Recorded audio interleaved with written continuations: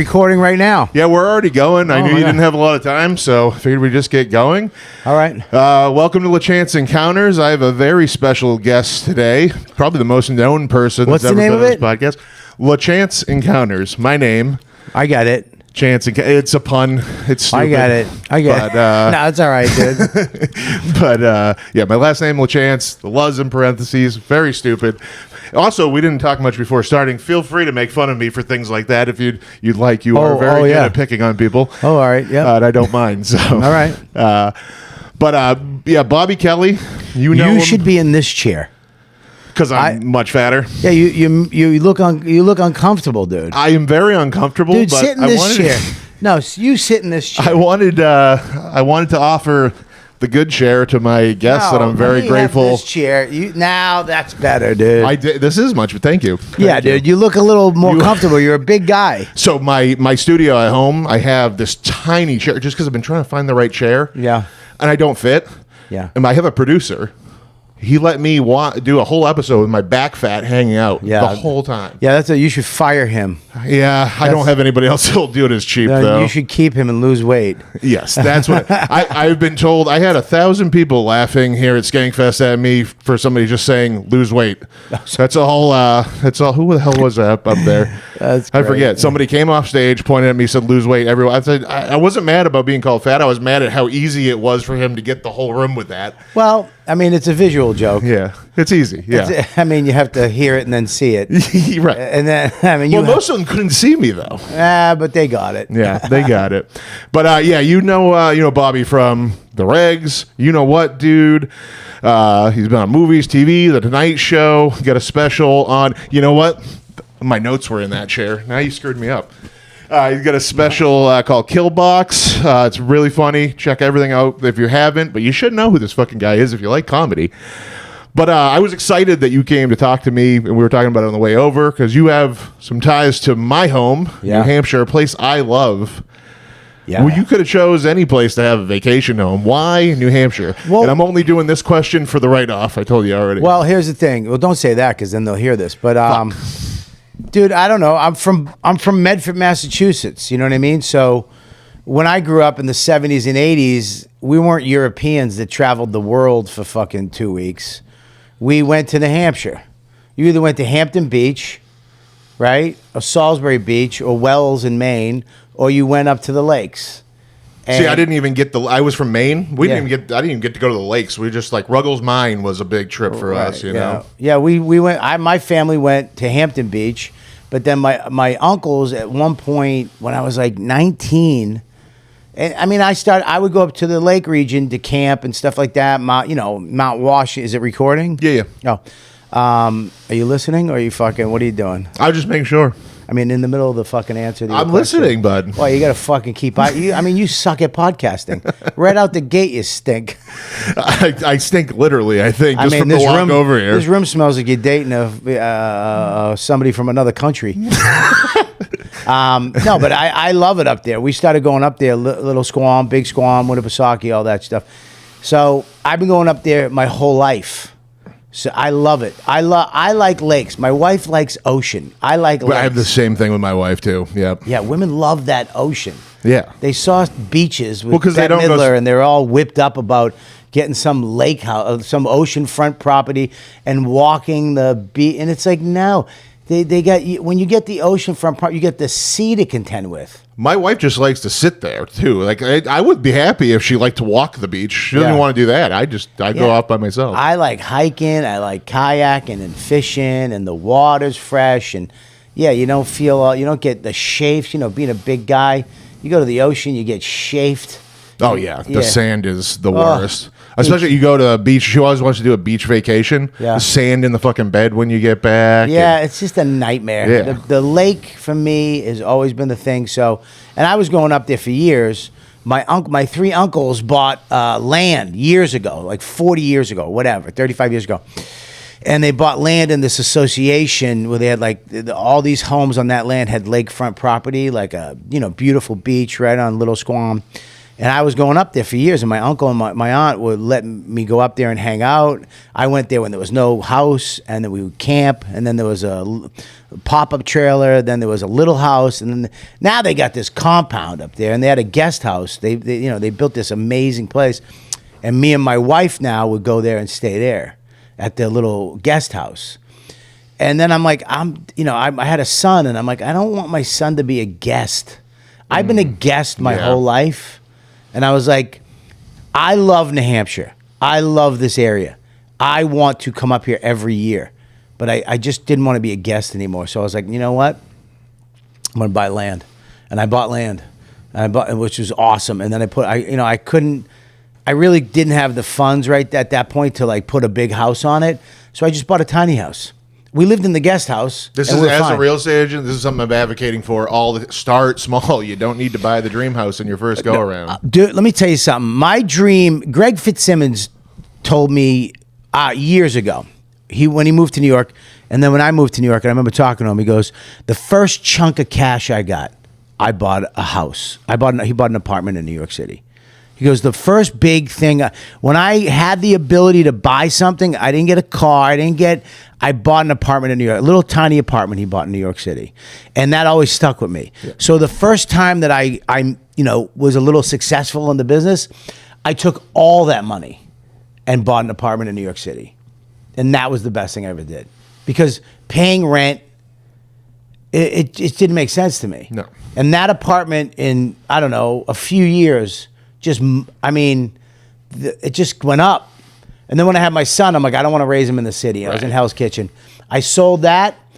I went and we were looking at these big houses with pools and all this stuff. And I found this little bungalow on this cute little street, 3-bedroom, no attic, no basement, crawl space. And I was like, I had such a little apartment in New York City. I had like this little duplex, 700 square feet. And I made so much money off of that I went and I was like, okay, we can go spend all that. I was like, now let's go buy let's go under it. Let's go under our means for a little while. Let's buy something and let's fix it up, make it awesome. So what we did, we bought this little, it was $320. Bought this little place with like $320. And it was perfect. It was bigger than our last apartment. It was just bigger than, it was like an awesome apartment. And awesome backyard. I did everything. The backyard. Then I needed a studio. I just bought a shed. I bought a shed and I insulated it, put all this stuff in there, made a studio, little cigar shed. So it gave me like an extra place to go, and then and more storage for our stuff. And we lived there. I mean, I love that place. But the thing is, we had to move school districts because we needed him to be in a better school. And again, we sold that place, dude. I can't tell you, like, let's just put it this way. All in New Hampshire's, I bought another piece of land in New Hampshire in the association, so we could do that. I paid everything off. Awesome. Everything was off. I made so much money. Because I didn't go nuts. Yeah. I didn't, right. Because you look, when you go to buying real estate is like giving birth. It's like, oh, let's do it. Oh, let's do it. Yeah. And then you have sex. You're like, that was all. And you get that money. It's like, oh, yeah. And then you orgasm. And, can I be dirty on this? Yeah. Yeah. You blow you nut in her vag. And all of a sudden you get the thing where you're like, oh, my God, you're going to have the baby. And then it's just, when the night the baby comes, it's just hell. It's just hell. Yeah. I mean, you're looking at vaginas different. Like, what's that? It comes out of there, Yeah. And then I watched mine come straight from the gut. It was vile. And buying real estate is the same thing. Let's do it. And then all of a sudden, you find the house. You're like, this is the one. And then someone outbids you, and then you raise it, and it's like, it sucked. Even when you have the best circumstance, you're going to have negative surprises. It's like having a brutal. Kid. When the kid comes out, you're like, all right, great. What do we do now? When you finally get through the mess of all the steps, I remember when we bought the apartment in New York. We bought a co-op, which is terrible. You go by the co-op board. We have them in trailer parks mostly in New Hampshire. It was the worst. Yeah. I had to go in front of them and like be interviewed to get it. I was like, I'm giving you how much money? Right. Yeah. And by the time we got the place, I remember we went in to sign the papers. She had 2 cups made. We had champagne, and they forgot something. They're like, "We can't do it today." I'm like, "Whatever." Well, you ruined everything. The disappointment on the closing day. It's the worst thing you have to deal with in the business. It was the worst thing ever on that day. We actually, I remember getting the keys. I had to go by myself. She couldn't make it. I went by myself. I walked in. I looked around. I was like, "All right, great." I got it. Yeah. It was like, let's go. Because now we have to move. Now we have to redo this and that. Moving's the worst. It's a couple years after you get it, like or maybe a year after you get your place. Takes at least a year to feel good. And when it's done, and then like I remember it was like maybe a week ago or 2 weeks ago, I pulled up. I was walking the dog, and I walked up and I walked down my little cul-de-sac, and I walked up and I saw my house, and I was like, "Ah, man, I love it," you know? Because when we sold that house, we had to buy another house, and we did the same thing. We're looking at $1 million homes. And I was like, I don't want to do it. I mean, I look at all those. I'm like, why do you need this? Like, you got to make sure you get what you need, not what you want. Yeah, and make it what you love. 100. Yeah, I love all. This is gold for. Right, you know what I'm saying? You're teaching me how to sell now.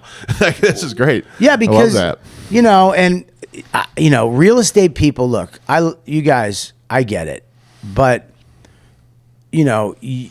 You can say anything negative you want about real estate. I'll probably agree with you. I'm going to say this, man. These people, this is their job. The more money they spend, you think that they just want to make the sale. Yeah. They need that, whatever the check is, they need to come in because they're going to go to the other house, right? So when they give you advice, you can listen to them, but twice now that I've bought and sold. I've bought 3 places, but 2 times I sold. They were like, "No, you should go under, and that way you'll get a bidding war." People, it's like, yeah, no. My advice is ask what you want and be realistic. Don't be a jerk. I need this much money. I need $600,000 for this house. They're going to tell you to go 540 or 550. Go 550. Then there'll be a bidding war, and then you'll get up. No, you won't. You'll get to 600. Ask for what you want, and don't take anything less. Yeah, I mean the market is the market. I'd rather be under than over when I'm listing. But yeah, the crazy. I mean, there's agents in my market that go 200,000 over or under on a $600,000 house. It makes no sense at all. Both times I said no to them. I go, I want this much money, and that's it. And at the end of the day, it's the seller's decision, though. Why fight you? But both times I got over. Yeah, and there was still a bidding war. Yeah. And it's like the last one, dude. Yeah. If I had listened to the person, right, I would have been fucked. I made so much money on my last house, and I mean, first of all, look at the market. If it's a buyer's market, it's a different situation. Right. But if you're in this market that you're in now, seller's market, where it's hard to get the spot, it's hard to buy something for us. It's hard to get it. You're in a good spot. Yeah. I think both times I listened to my instincts, and I was right both times. And and I won't usually fight my clients on their instincts too hard. Yeah. If they're absolutely fucking nuts, yes. Yeah. But for the most part, I'm like, yeah. I mean, that makes if I don't want to be in a situation where you're mad at me because I forced you to do something you didn't want to do. I'd rather you have you make the mistake than me make the mistake. You got it, but these people just hire a real estate person and just do whatever they say. No, do your research. Look at all the comps. Look at the house that's sold on the street. Look at what's going on. Look at the market. Understand what's going on, and then you got to go with your instincts. You know what I'm saying? I'm not that. Look, not the last real estate person was great. She was awesome. And she did a, awesome showing. She came in and said, get rid of that, get rid of this. She had all that stuff. You know what I mean? The one before it, whatever. But it was great. I mean, and owning a house, man, is the greatest feeling in the world. It's a pain in the ass. Everybody's like, yeah, but then you got to fix the fence if it breaks. Or whatever, dude. Or you got to pay your landlord an extra $400 every year. Every month they raise it every year by $400 to fix that fence. Yeah, you might as well do it yourself. Yeah, but my biggest thing is get the house that works. Yeah. You can get a new kitchen in. You can take down a wall. Yeah. You can get a new bathroom. I think too much of it is people want to impress their friends, Oh, it's 100%. And I'm sure you see that amongst comedians that have done really well over the years, right? It's like all of a sudden they got money and they want to do the flashy shit. And I'm just trying to segue over to comedy a little bit. This weekend, I mean, this is my first time at SkankFest. Incredible. Watching you guys interact together and seeing the genuine love and pride about what's going on. Yeah. How good is it for you? You're an older guy. You've been around this world for so long. That's how good. I mean, what did you hear that? What the fuck? Older than the young guys. Yeah, I know, but I didn't say old. We got the point. You didn't need to be so long. I've been on the world. I'm not Jesus Christ. I'm not a fucking. What the fuck? I'm not Biden. I mean, what the fuck? You got a few dude? more years. I mean, what's going on? So long. You don't have to. I get it. You're older. Bobby, who just started comedy. I'm not that. It's not that either. You said you're one of the older guys. Good. Move on. You've been so long. I mean, dude, it's hard for you to get up in the morning. I mean, you're doing better than me. You worked out this morning. I know you got right. And I got a lot of weight and a lot of years. You got a lot of years on me, and I got a lot of weight on you. I'm just glad your profile pic matched. Another edition of bringing random people back to my hotel room. Yeah, dude. I literally told 5 people, listen, I'm this fucking because if a fan or somebody ever is like, hey, would you do my podcast? If I can do it, I'll try to do it because I know how important it is to have people on your show, and it's fun to have, especially here. You know what I mean? I mean, I definitely shouldn't have done this one, but the thing is, but I agree. Listen, this festival is the best festival because it's for comics. A lot of festivals are for the people who run the festivals and, industry. It's an industry thing. You're all the managers and agents and networks and all them are coming. And it's for them. It's to jerk them off, and it's for the sponsors. You know what I mean? This started out just 150 people at the Creek in the Cave. And we all just came out to support each other. And, Lewis, Jay, Dave, Christine, and Rebecca. We did it for them. And, because they wanted to do something. So now it's this 5,000 people. So but it's still the essence of it's for us. Yeah, it's beautiful. Yeah. And it must be awesome to, as somebody who's been around for a little bit, to see everybody being much better, rising up, much better, rising. I mean, up. much better. I've taught you how to fucking talk to me. I mean, this. If I had you, I'd be. This makes. Are you uncomfortable? Does that hurt at all? This is stretch. So my ass muscles are so fucked up from standing. Well, stop fucking doing weird shit late at night at SkankFest. And I've got a room by myself. I can do whatever I want. Don't kink shame, man. That's the smell. Yeah, that is the smell. That's the smell.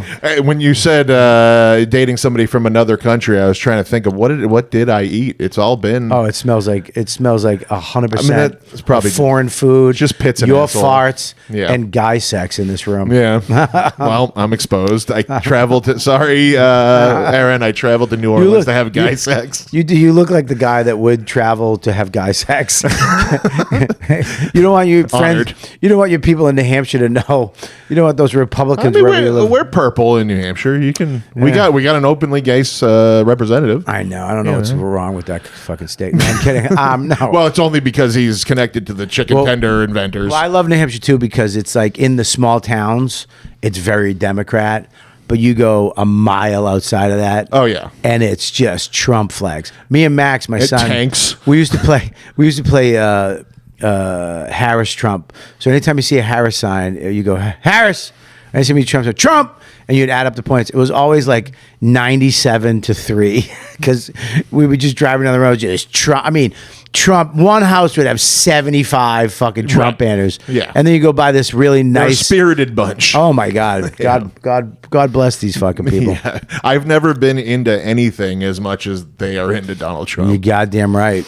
God bless America.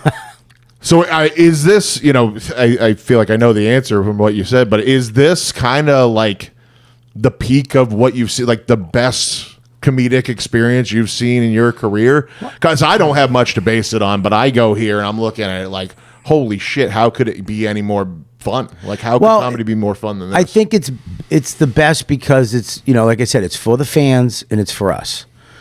They're not doing, the other things are doing it for their company. You know what I mean? Now, who knows where SkankFest goes to? It could wind up being one of those fucking festivals, knowing Lewis. We have to make it about the sponsors. No, but it's for the fans. I mean, it's for you guys. You'd have to. The only sponsors that want to attach themselves to it are going to embrace what it is. I feel like, right? I mean, well, no. When there's money to be made, dude, this. When there's money to be made. I have this idealism in my body that I think is real sometimes. And no, it's not real. No, this will become a fucking corporate shill fucking festival in around 3 years. No, but the people who run it are comedy fans. Rebecca, Christine, they're in with us. They've been in the trenches with us since day one. And Lewis, the same thing. You know what I mean? He's the best. You got to get your fucking. You don't know how to podcast, dude. I mean, you can't in the middle of my answer look. It's like doing a podcast. You're like Rich Voss. It's like he just goes off into the distance every once in a while. It's like, hey, what about this? And then you're reading a question. You can't make this shit up, you cocksucker. There's nothing on there that I can't make up. You are correct. I just put it right here. I may be a little. Use your eyes to look down. I'm just. What? Now you got me fucked up. I'm sorry. You're good. I was just joking. You're fine. What else? What other queer questions do you have for me? So my other queer question. With the whole world of stand-up turning to podcasts, I mean, I was standing in line listening to a kid yesterday. I swear he'd never watched a stand-up act in his life the way he was talking. Yeah, it's only podcasts. Do you feel like that's taking away? Or yes, sorry, I should have said, but yes, it's for you. Yeah, but does that feel like does the whole podcasting just taking over feel like it's fucking up the art? I was putting quotes, the art form. Nah, dude, it just ruined stand-up because we used to do just stand-up. We used to hang out all night, fucking talk shit, and then wake up at 3, get a cup of coffee, smoke a cigarette, and then we'd go back to work at 8, and it was every night just stand-up. Now it's like, I got to wake up at 9 because I got Regz at 11. I got to do Bone to Pick it on Wednesday, 3 episodes because Paul's going away. Then I got to do YKWd on Tuesdays, and then I got to and then I got to go do the Bonfire. There you go. Looking at you watching. Will you stop? I'm worried about your time. Don't worry about it. Look at me. I'm trying to teach you how to podcast. Listening. You fucking suck at this. Just stay engaged. Fake it. Fully engaged. Dude, listen to me, dude. I'm going to ask you a question. Go for it. How long are you doing podcasting? About a year.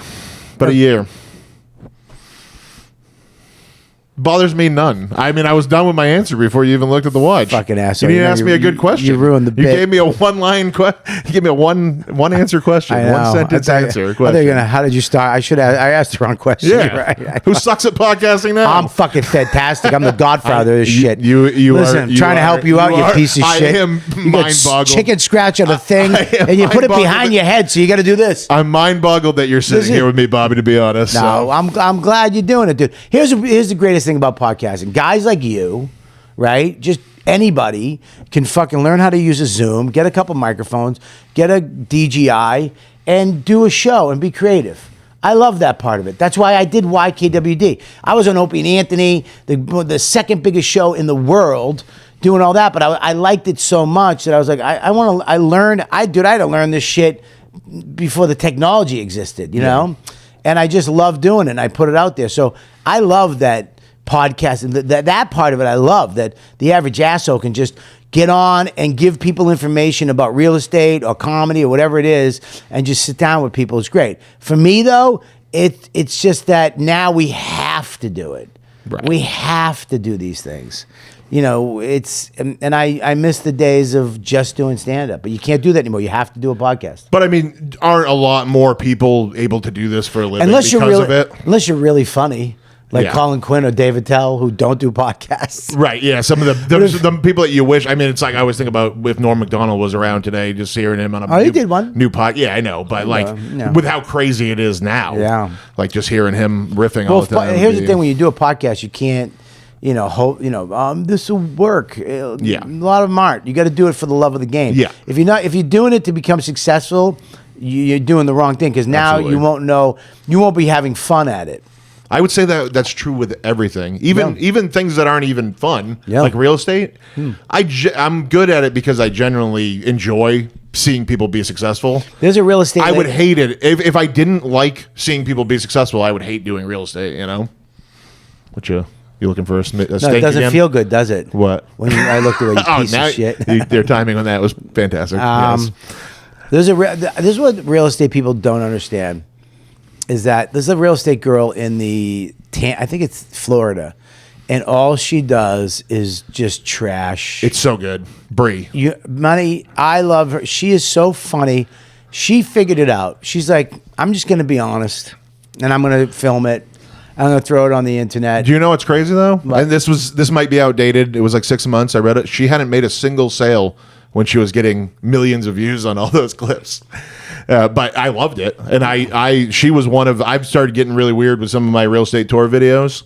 And she was one of the inspirations for sure. Yeah. It's like, real estate, you guys deal with people all the time. And it sucks because you deal with a lot. You guys deal with garbage people. You deal with the bottom of the barrel. Also the most stressed out people ever, too. Yeah. It's often the worst times of their lives, death, divorce, injuries, because they can't do stairs anymore, so I need a new place. It's a lot of misery, actually. I hate your stupid bootsies you put at the door. I don't do that. Oh, good. I've done that one time because the client requested it, but I don't ever do that on purpose. I don't buy the house if they make me put bootsies on. I'm saving this clip to show all my clients that want that. Yeah, I swear to God, I'm not buying. If you make me put bootsies on, You have a pretty good size shoe too, right? Because I'm a 13 wide. Those boots don't fit over mine.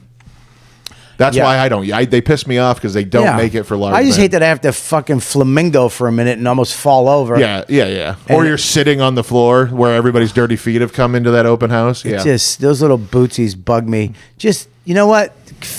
Figure out a better system. It was COVID that ruined everything. They were making us wear fucking gloves in the house. I had one agent who said, when you're done with the showing, take the Clorox wipes and wipe everything down. Ugh. Like, I'm not going to clean the house for you. I would not sell that house. Yeah. I hate when you tell me everything you hate about real estate. I like this. Well, I hate when you go in and the real estate, they don't have any snacks.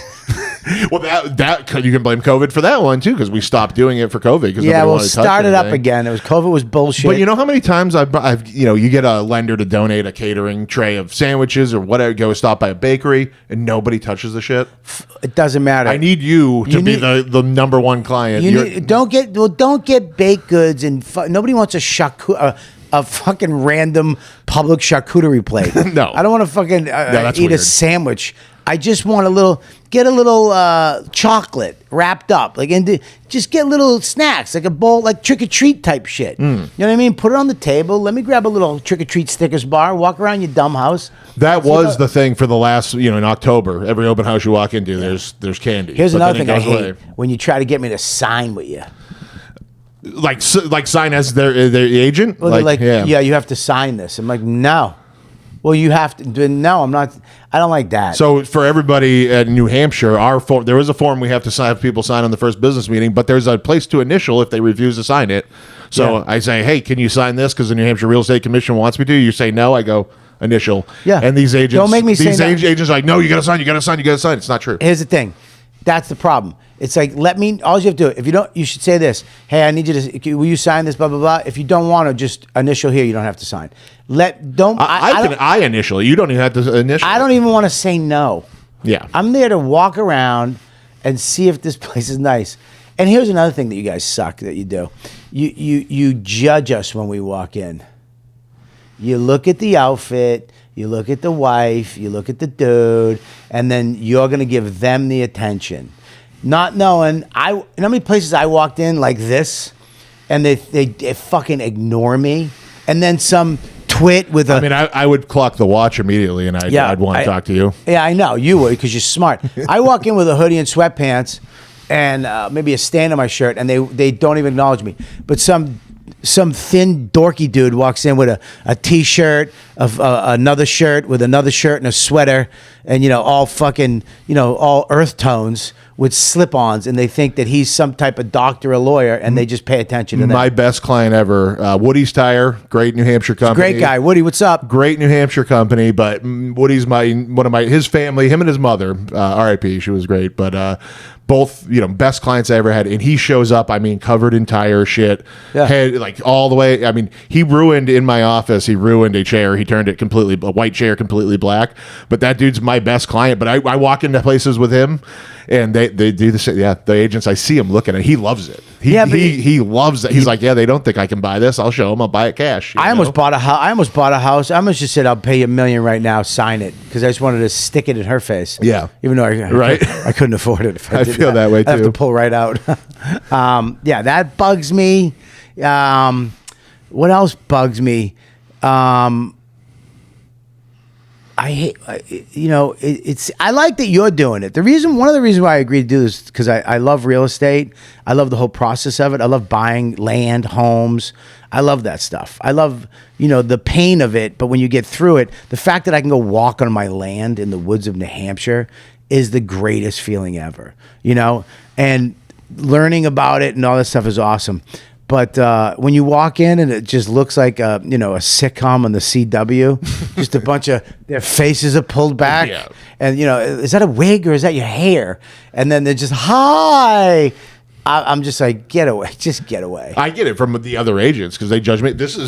I'll walk in my double point shirt to a showing. If I walked out, I'd buy whatever house you were selling. You had double points on. Yeah. I want bigger socks. I wish I had the sound effect since I'm here with a story warrior. But I am a story warrior. You got to start wearing socks though. I got socks. They're but socks that look like socks. I got into this. I know it's outdated. You married? I am. Did she buy them? Nope. You bought them. I bought them. All right. Well, ask her opinion. For the most part, she dresses me. Yeah. Well, that part she doesn't like. I can tell you right now. Were you in the military? They asking about the Iron Cross there. No, I was not in the military. It's very popular in the hardcore punk scene. The Iron Cross. A lot of bands use that. Stolen Valor. Stolen Valor. Yeah.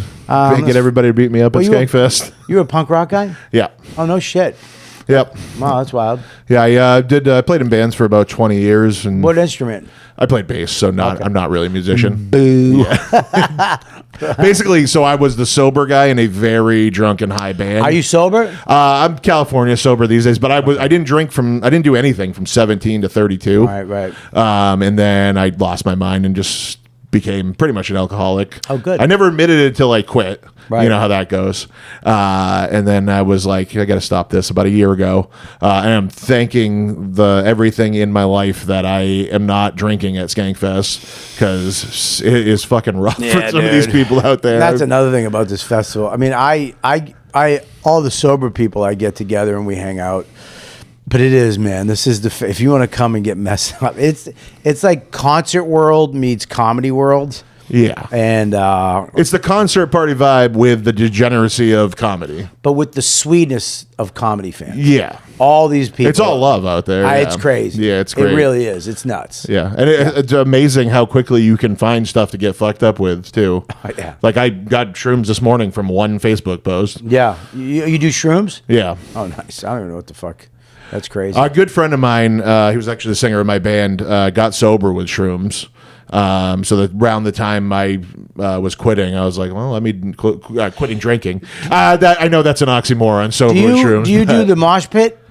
I did when I was a kid. Yeah. Do you do it here at SkankFest? No, I grew up on Hatebreed. Like I saw Hatebreed in small clubs when I was a kid. I got the first time I saw Hatebreed at 15. I got knocked out twice. Really? I loved that band. One of the first ones I got into. But they turned into a different thing where they're bordering on a mainstream metal level. If I saw this fucking gorilla coming at me in a mosh pit, I'd leave. That was the last thing. I was known for hurting people, and I didn't want to. Yeah, because you don't know your own strength. Exactly. Yeah. I don't know my width. I don't know my size. I killed the rabbit. I sat in that chair. Yeah, you're fucking nuts. You're nuts. Well, man, I know you said a half an hour. I think we've gone over that, so I want to get you out of here. But I appreciate this so much, man. It means a lot to me that you took the time. Of course, dude. Maybe somebody out. What part? Where do you do real estate? What part? I live in Bow. I always say my territory is about an hour around Manchester. So yeah. Oh, yeah. I'll never buy anything from you. Yeah. No, I don't want to. That goes all the way up to the Lakes region. I used to bang a girl in Manchester. Didn't we all? You do Probably the same girl. You go up to the Lakes region? Yeah, I get up there. Okay. It's not my expertise really. Right, I mean, it's but yeah, I will. Yeah. Here's your job. I want 50 acres for under 100,000. That's a job. Yeah, that's a job. Find it. I'll tell you that something I've been doing when somebody comes to me with something like that. I write a bunch of letters. So I just go through the database and I find everything that fits that criteria. That's, if they've owned it more than 5 years, I assume, hey, they haven't developed it yet. Right. They might want some money, and I send 50. I will do a hunt for you and see what comes. Sometimes things come back, sometimes they don't. Not Nashua or Manchester. No, I want up. Yeah. I want up. I know what you mean. Yeah, you know exactly what I mean. moved out of Manchester for the same reasons you moved out of the city. My daughter was growing up, and I said, I get it. I watched middle school women fight, grown women fight middle school kids across the street from my house, and I said, time to go. My Babies R Us was in Times Square, and I was in line getting formula, and I saw two women fight. One spit in the other woman's hair, and then they started pulling each other's hair and beating each other up in front of their 18 kids. And I was like, I'm leaving. Yeah. I'm out of this. Yeah, that was my exact experience with those ladies fighting the middle school kids. I was Crazy. Like, time to get to the countryside. That's why I love New Hampshire. I love it. All right, buddy. Well, it was good to meet you and good to do the podcast. Yeah, definitely. I appreciate it. I'll see you over at SkankFest. We'll be there. All right. You going to put socks on? These are all I have. Oh, God. Okay. I'll have to go shopping. All right. Well, don't come up to me at SkankFest. Hey, all right. This is it. I don't know this fucking guy. I ain't talking to We the had guy our moment. All right. no socks on. I'm kidding, buddy. I'll talk to you later.